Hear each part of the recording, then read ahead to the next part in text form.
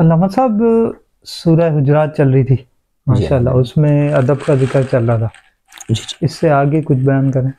आगे अहकाम इलाही है ईमान वालों के लिए। अल्लाह पाक ने अपने नबी का अदब सिखाया, उसके बाद उसमें ईमान पहले वालों ये को भी बयान अहकाम। कर दें कि इस सूरत में मतलब क्या क्या जो है अल्लाह ताला ने इसमें बयान किया।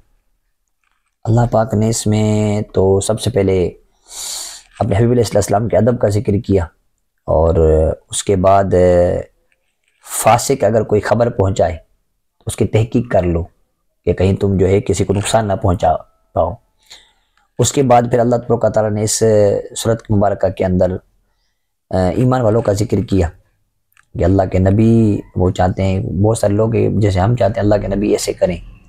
फरमाया कि अल्लाह के नबी अगर ऐसे करें तो मुशक्कत में खुद पड़ जाओगे, जो चीज़ तुमको बेहतर लग रही हो सकता तुम्हारे बेहतर ना हो। आगे फिर ये बात बयान हुई कि अल्लाह पाक ने कि तुम्हारे दिलों को जो है ईमान के लिए मुज़य्यन कर दिया है, कुफ्र और फिस्क को नापसंद करते हो। ये रब का एहसान नहीं है, अल्लाह का एहसान है ना। इसका जिक्र किया। फिर अगर दो बंदे लड़ पड़े आपस में, उनको सुलह कैसे करानी है, इसका जिक्र अल्लाह पाक ने किया। फिर मुसलमानों को बताया कि मुसलमान आपस में भाई होते हैं।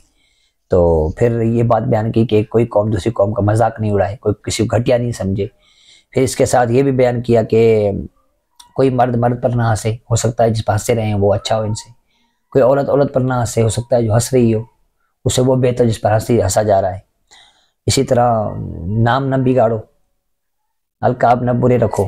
बुरे नाम रखना ईमान के बाद फिस्क के फुसाक वाले नाम रखना ये मना है।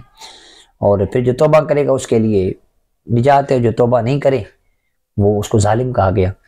इसी तरह फिर बदगुमानी से बचने का हुक्म दिया गया कि बदगुमानी गुनाह है, इससे बचना चाहिए। बदगुमानी से घर टूटते हैं, बदगुमानी से इंसान वो जाके दूर पड़ता है। फिर गीबत करने से मना किया गया, गीबत करना भी बहुत बड़ा कबीरा गुनाह है।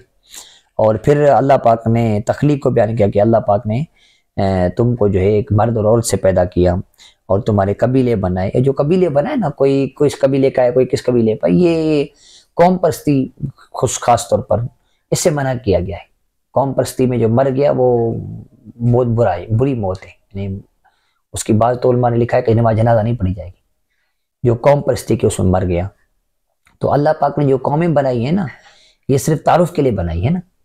कौम में कोई किस कौम वाला है, कोई किस कौम वाला है, एक तारुफ के लिए। तो इसका जिक्र अल्लाह पाक ने किया। फिर ईमान वालों के लिए जहाद का हुक्म किया कि जो शक शुबा ईमान अल्लाह और उसके रसूल में शक शुबा नहीं रखते, जहाद करते हैं, अल्लाह की राह के अंदर अपना माल खर्च करते हैं, जान को पेश करते हैं, तो अल्लाह पाक उनको सच्चा करार दिया है कि सच्चे हैं।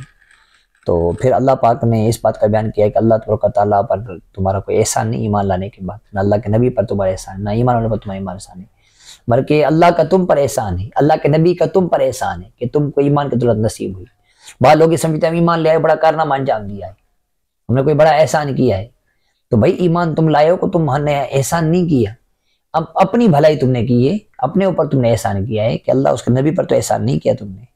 फिर उसके बाद अल्लाह पाक ने इस बात को बयान किया है कि जो है ईमान जो भी चीज़ें ज़मीन आसमान में गायब है वो अल्लाह पाक जानता है। इस तरह पूरी सूरत का ये मतलब ये हमारा जो है हो गया, ये इतने टॉपिक्स हैं। अब आगे जो है इसमें आप इसकी तफसील आहिस्ता आहिस्ता जी जी बयान आहिस्ता से कीजिएगा, बयान करिए। मुकम्मल मैंने बयान कर दिया कि मुकम्मल इसमें बयान क्या है। कीजिएगा आहिस्ता।